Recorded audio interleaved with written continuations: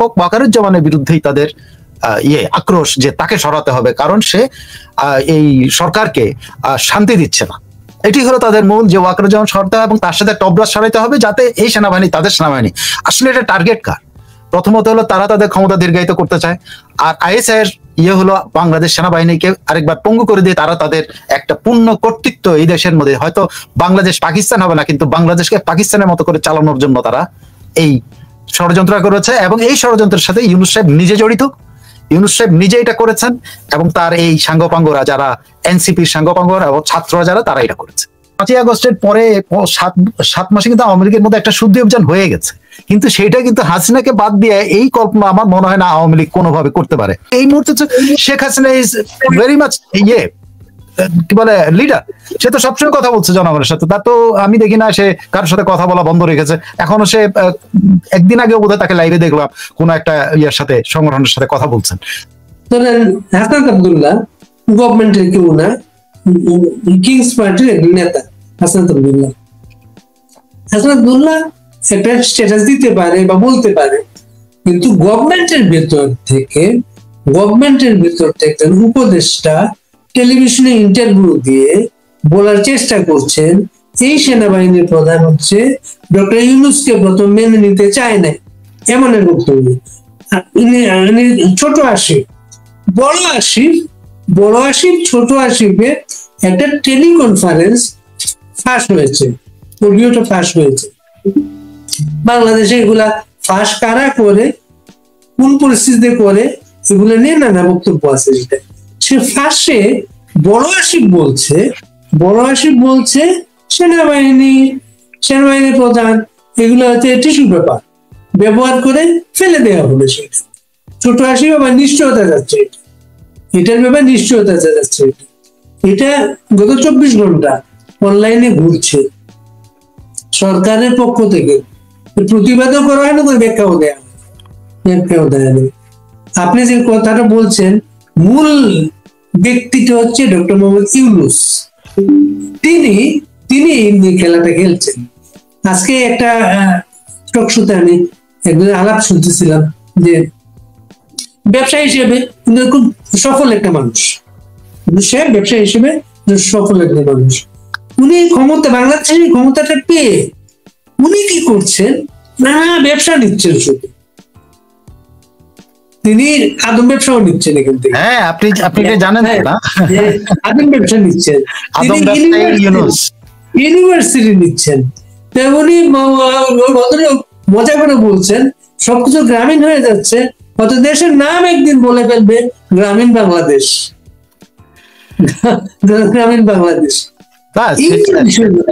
উনি ওনার personal property বানিয়ে ফেলছেন। এই বিষয়গুলো আওয়ামী লীগকে ডিফাইন আওয়ামী লীগ বলা এবং এমন ভাবে বলা হয়েছে এটা যে ডিফাইন আওয়ামী লীগ যাদেরকে দিয়ে করা হবে তারা আসল আওয়ামী লীগের নিন্দা করবে, আসল আওয়ামী লীগের নিন্দা করবে, ওই নেতৃত্বে বেরিয়ে আসবে। এটা 111 মতো একটা গল্প। আমরা ডিফাইন আওয়ামী লীগ, আমরা যে লোকগুলোকে নিয়ে আপনিও আলাপ করেছেন, আগে আলাপ করার চেষ্টা করেছি, সাবের চৌধুরী, আব্দুল হামিদ সাহেব, 111 জিল্লুর রহমান শেখ হাসিনার উপস্থিতিতে গ্রেপ্তার ছিলেন, একটা মুরব্বী হিসেবে দলের ভারপ্রাপ্ত দায়িত্ব নিয়েছিলেন।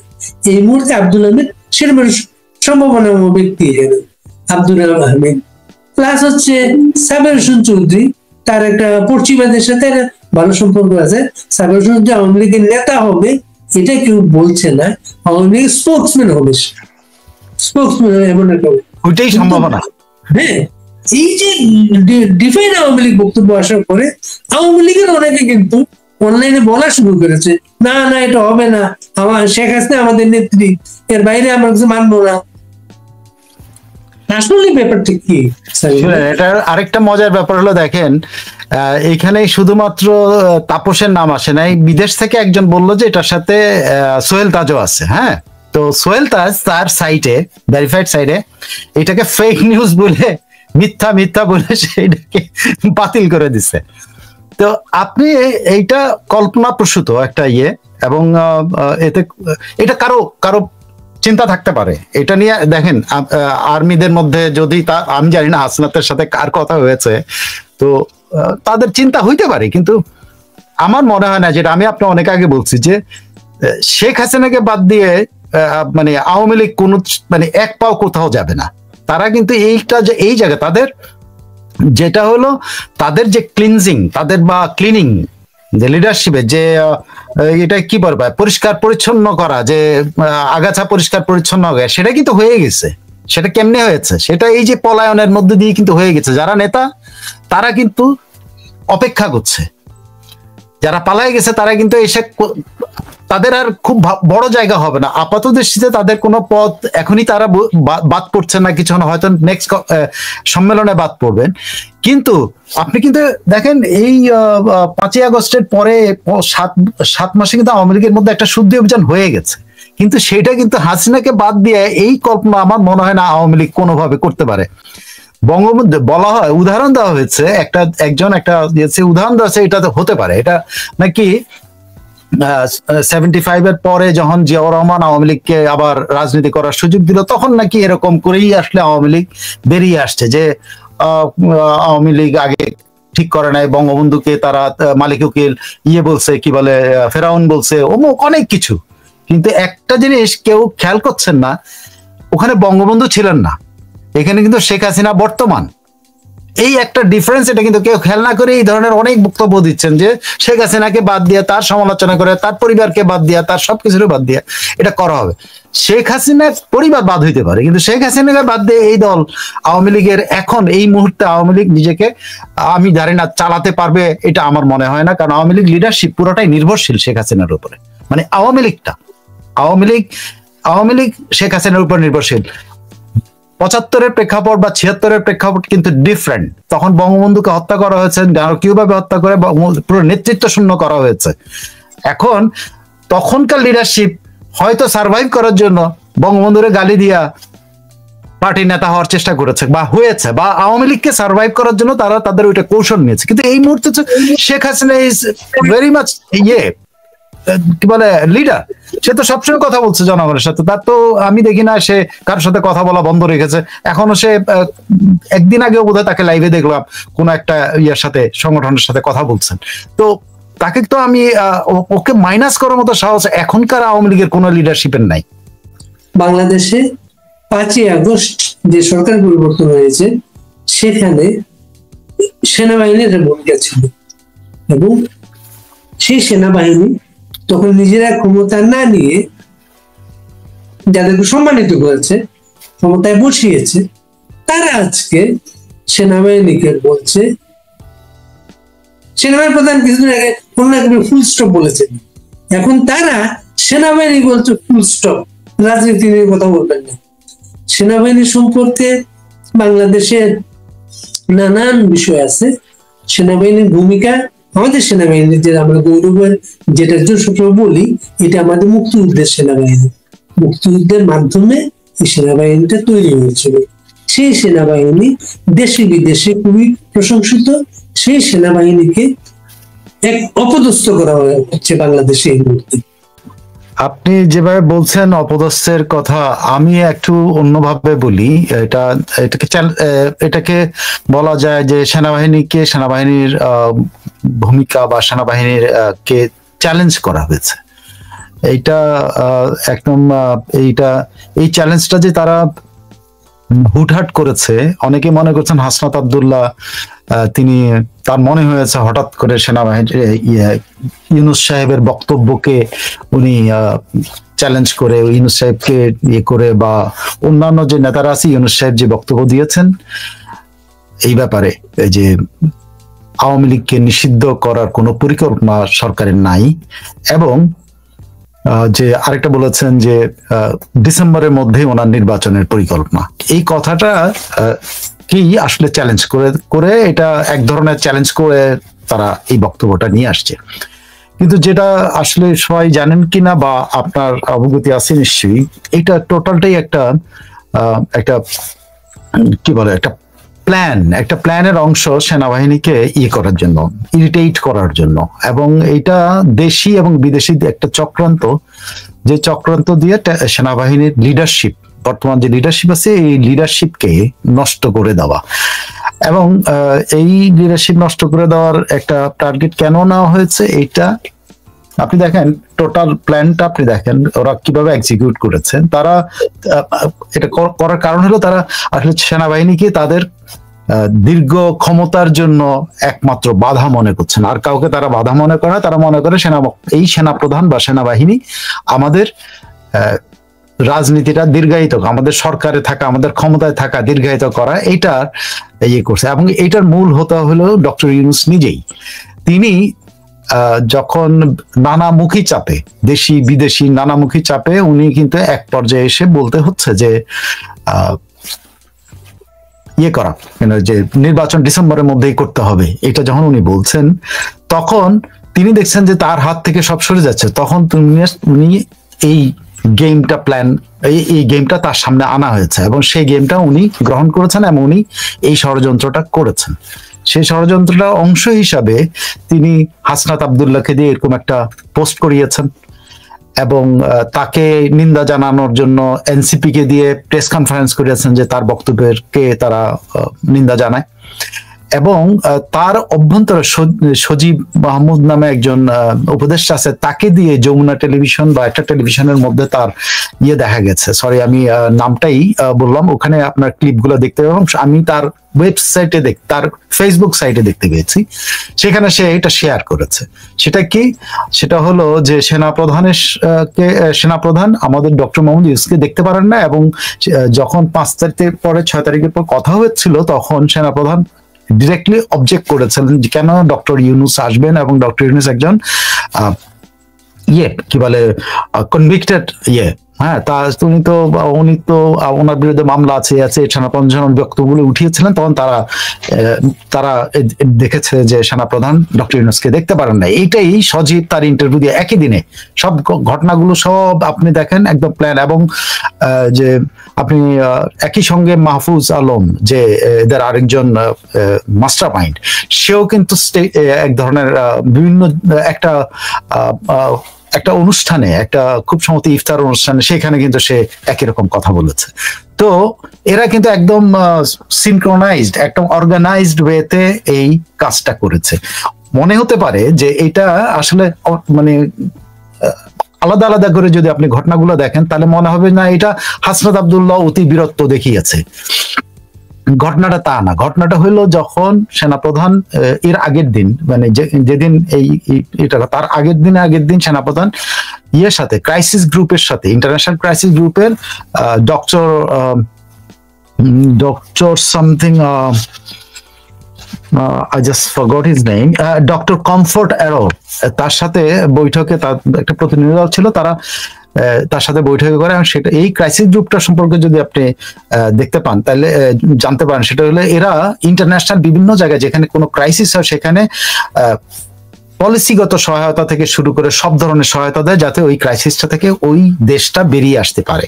তো তারা দেখছে যে বাংলাদেশের এরকম অচল অবস্থা, তখন তারা বাংলাদেশে এসছে, বাংলাদেশে তারা ডক্টর ইউনূসের সাথে কথা বলেছেন এবং সেখানে তারা এক ধরনের শক্ত মনোভাব দেখিয়েছেন যে ওনার কাছে জানতে চেয়েছেন যে কবে আপনি নির্বাচন করবেন। কারণ এখন আপনি জানেন ইন্টারন্যাশনালি সবাই এখন almost on the same side now. এখন আর একা ভারত নয়, এখন মার্কিন যুক্তরাষ্ট্র একই লাইনে এখন দাঁড়ানো যে বাংলাদেশে একটা ইনক্লুসিভ নির্বাচন অবিলম্বে হওয়া উচিত।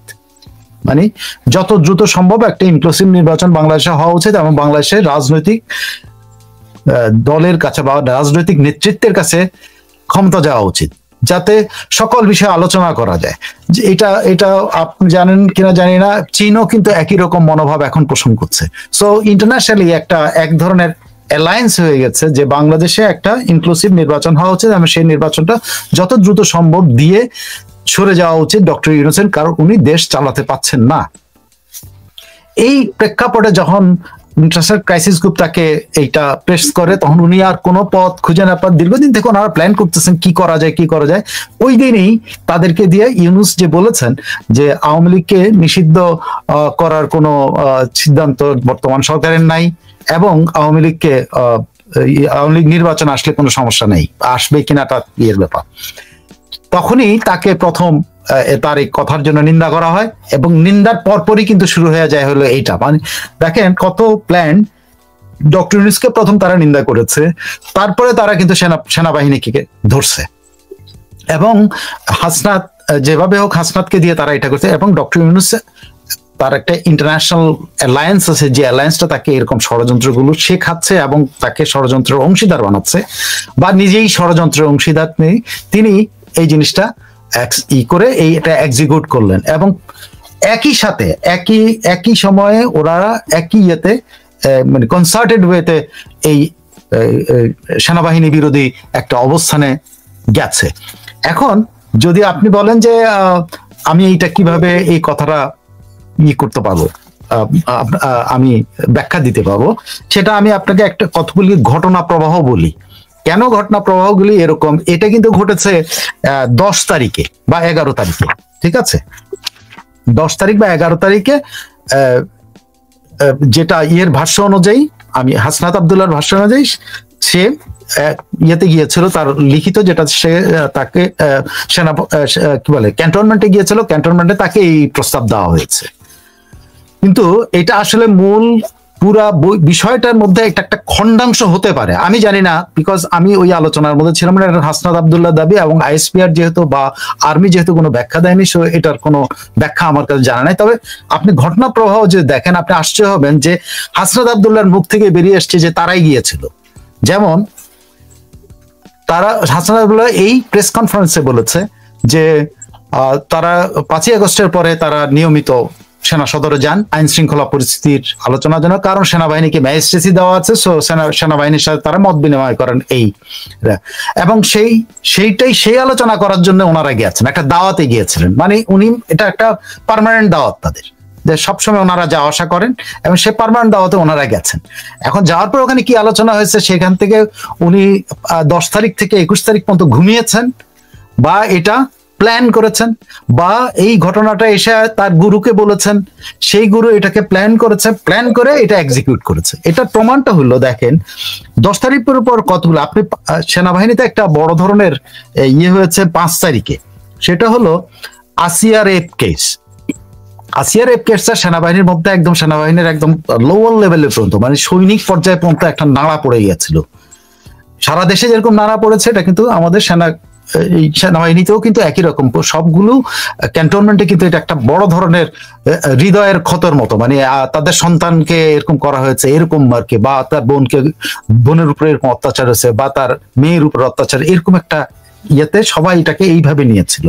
সে সময় কিন্তু সেনাবাহিনী 8ই মার্চ, আমি ঘটনাগুলো একটু বলি তাহলে আপনি বুঝতে পারেন। 8ই মার্চ সেনাবাহিনী আসিয়াকে সিএমএইচ এ নিয়ে আসে, এবং একটা দীর্ঘ বর্ণনা দেয় তাদের সেনাবাহিনীর ওয়েবসাইটে, যে বর্ণনা দেয় যে আসিয়াকে আনা হয়েছে, আসিয়ার শারীরিক অবস্থাকেই তারা শুধুমাত্র এটা এই যে সেনাবাহিনী জানে, এই ওয়েবসাইটে একমাত্র সেনাবাহিনীর সদস্যরা বা প্রাক্তন সদস্যরাই দেখে, অন্যরা সাধারণত আর্মির ওয়েবসাইটে ঢুকে না সাধারণত। কিন্তু তারা তাদের লোকদেরকে জানান দেওয়ার জন্য যে আমরা আসিয়ার জন্য এটা করছি। তার মানে সেনাবাহিনীর মধ্যে যে একটা ক্ষত তৈরি হয়েছিল যে আসিয়ার প্রতি এরকম একটা অন্যায় হয়েছে, সেটার জন্য সেনাবাহিনী একটা ভূমিকা পালন করে। সেনাবাহিনী তার সদস্যদেরকে সন্তুষ্ট রাখার জন্য বা শান্ত রাখার জন্য তারা আসিয়াকে সিএমএইচ এ নিয়ে যায়।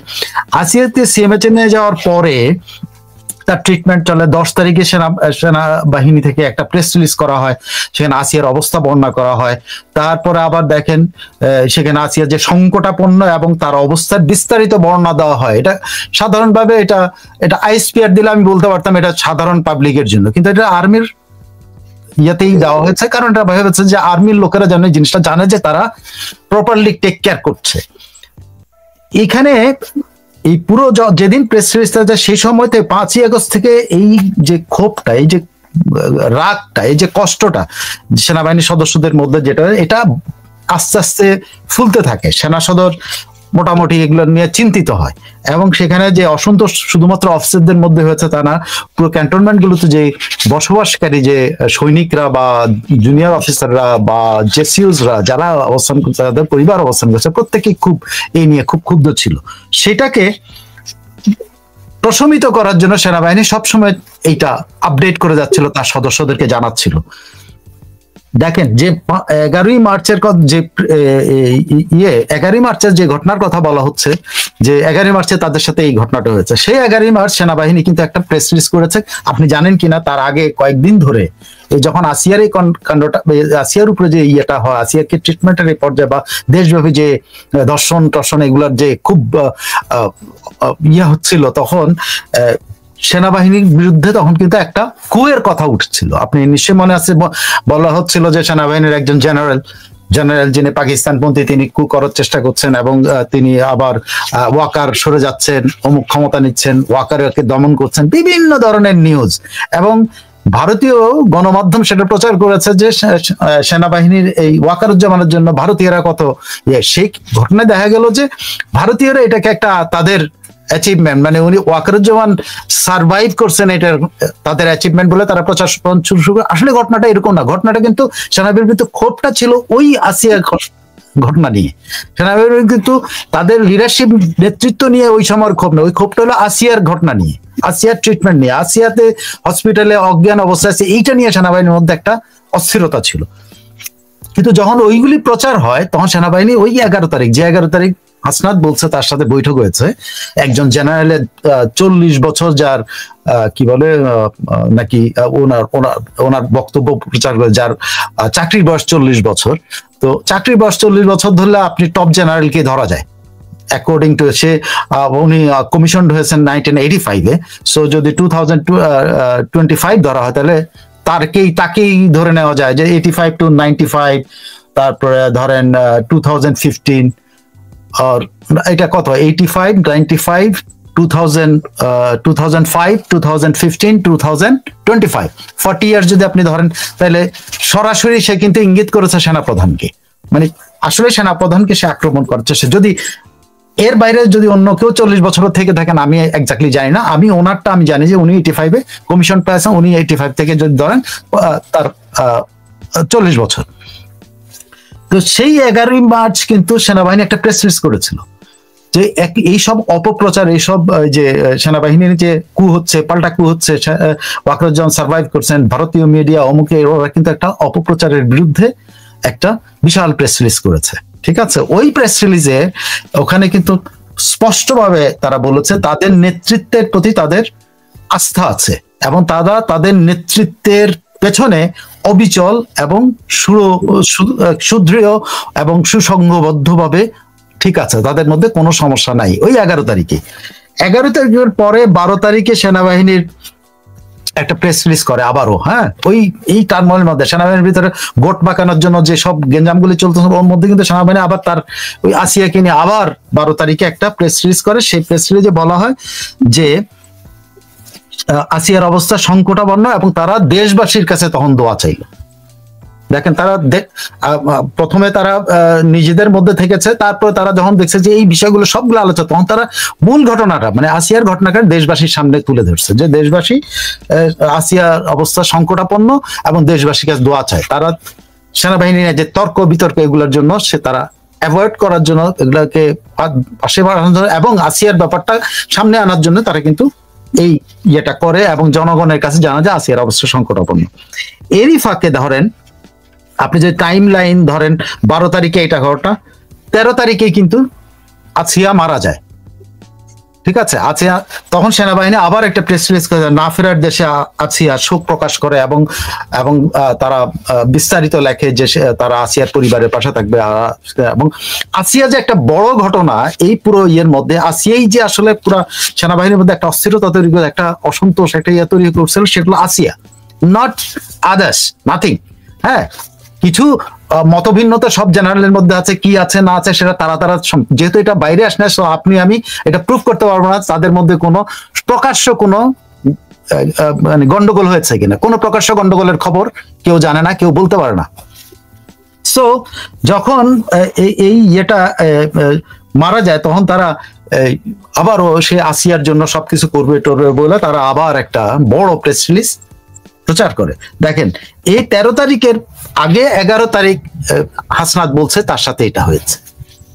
পুরো ঘটনার খেয়াল করে দেখেন তারা কেন গিয়েছিল। তারা গিয়েছিল হইলো ঠিকই আইন শৃঙ্খলা বিষয়ে আলোচনা করার জন্য, বা তখনকার যে অসন্তোষ প্রচন্ড সারা দেশব্যাপী যে ক্ষুব্ধ মানুষ, যে ধর্ষণের বিরুদ্ধে সারা দেশের মানুষ ঢাকা শহরে বিভিন্ন জায়গাতে মিছিল মিটিং মেয়েরা মিছিল করেছে, বিভিন্ন যে অস্থিরতা, এগুলো তারা আসলে সেনাবাহিনীর কাছে গেছে, নিজেরা গিয়ে তারা পরিস্থিতি নিয়ন্ত্রণ করার জন্য সেনাবাহিনীর কাছে ইয়ে করছে। তখন হয়তো সেনাবাহিনীর সাথে ইয়ে হচ্ছে যে তোমরা কারা। আমার ধারণা ওইখানে হয়তো বাচ্চাটা এরকম হচ্ছে যে তোমরা ডিকটেট করার কারা। এইটাকেই ক্যাশ করে এই ইউনূস সাহেব যেদিন ইন্টারন্যাশনাল ক্রাইসিস এর কাছে একেবারে নত হয়ে দেখলেন যে এটা আর তার হাতের মুঠোয় নাই, তখন উনি ওনার ছাত্রদেরকে দিয়ে ওই ঘটনাটাকে সামনে এনে এত বড় একটা ঘটনা বানিয়েছে, এবং একজন উপদেষ্টাকে দিয়ে টেলিভিশনে সাক্ষাৎকার দেওয়া হচ্ছেন, আরেকজন উপদেষ্টা দিয়ে এক ইফতার পার্টিতে বক্তব্য মানে দিয়েছেন, এরকম করে একটা ঘটপাক। এবং পরবর্তী দিনে এনসিপি কে দিয়ে তারা প্রেস কনফারেন্স করছে। আপনি এনসিপির প্রেস কনফারেন্সটা আপনি যদি দেখেন, সেখানে কিন্তু তারা প্রকাশ্যে বলছে যে ইউনূস সাহেবের এই যে আওয়ামী লীগকে নিষিদ্ধ করার যে পরিকল্পনা নাই সরকারের নাই, সেটা তারা নিন্দা জানাচ্ছে। হ্যাঁ, তারা নিন্দা, কিন্তু সেনাবাহিনীর এই ব্যাপারে কোনো ভূমিকা তারা সহ্য করতে পারবে না। কি ভূমিকা সেনাবাহিনী সহ্য করতে পারছেন না সেটা এখন ক্লিয়ার কিনা, যে এটা কিন্তু পরিষ্কার যে তারা এখন সেনাবাহিনী তাদেরকে যে ক্ষমতায় এনেছে সেটা অস্বীকার করতে চায়, এক। দুই নম্বর হলো সেনাবাহিনীকে এখন তারা তাদের ইয়াতে ক্রীড়নকে পরিণত করতে চায়। তারা এই সেনাবাহিনীর দেশি বিদেশি তাদের ফলোয়াররা, তাদের নেতারা, দেশি বিদেশি নেতারা, এমনকি বিভিন্ন জায়গাতে কিন্তু তারা জয়েন্টলি প্রেস কনফারেন্স করতেছে, প্রেস রিলিজ দিচ্ছে, এই করতেছে যে এই টপ ব্রাশ রাখা যাবে না। সেনাবাহিনী এই টপ ব্রাশ রাখলে সেনাবাহিনী এবং ওয়াকারুজ্জামানের বিরুদ্ধেই তাদের আক্রোশ, যে তাকে সরাতে হবে, কারণ সে এই সরকারকে শান্তি দিচ্ছে না। এটি হলো তাদের মূল, যে ওয়াকারুজ্জামান সরাতে হবে এবং তার সাথে টপ ব্রাশ সরাতে হবে, যাতে এই সেনাবাহিনী, তাদের সেনাবাহিনী আসলে এটা টার্গেট কার। প্রথমত হলো তারা তাদের ক্ষমতা দীর্ঘায়িত করতে চায়, আর আইএসআইয়ের হলো বাংলাদেশ সেনাবাহিনীকে আরেকবার পঙ্গু করে দিয়ে তারা তাদের একটা পূর্ণ কর্তৃত্ব এই দেশের মধ্যে, হয়তো বাংলাদেশ পাকিস্তান হবে না, কিন্তু বাংলাদেশকে পাকিস্তানের মতো করে চালানোর জন্য তারা এই ষড়যন্ত্র করেছে। এবং এই ষড়যন্ত্রের সাথে ইউনূস সাহেব নিজে জড়িত, ইউনূস সাহেব নিজে এটা করেছেন, এবং তার এই সাঙ্গপাঙ্গরা, যারা এনসিপির সাঙ্গপাঙ্গরা এবং ছাত্ররা যারা, তারা এটা করেছে। কিংস পার্টির সাথে সেনাবাহিনীর এই সম্পর্কের কারণে বিএনপির এই সরকারের বিরুদ্ধে যে অনাস্থার যে কথাবার্তা শুরু হয়েছে, সেটা কি আরো শক্তিশালী হতে পারে? আপনি শনিবার রোববারের মধ্যে রোববার সোমবারের মধ্যে আপনার একটা দেখবেন যে একটা গুণগত পলিটিক্সের গুণগত জিনিস চেঞ্জ হয়ে যাওয়ার সম্ভাবনা আছে। যদি আমি জানি না কি সামনের দিনগুলি কতটা কি হবে, তবে বাংলাদেশের রাজনীতিতে ইনক্লুসিভ রাজনীতির বাইরে বাংলাদেশে আর কোন, যদি রাজনীতির দরজা খোলা হয় তাহলে সেটা ইনক্লুসিভ রাজনীতি হবে, এবং ইনক্লুসিভ মানে নির্বাচন যদি হয়, সবাই মিলে নির্বাচন হবে, তবে সেটা ডক্টর ইউনূসের আন্ডারে না হওয়ার সম্ভাবনা সবচেয়ে বেশি। এবং বিএনপি মনে হয় এই লাইনই যাচ্ছে।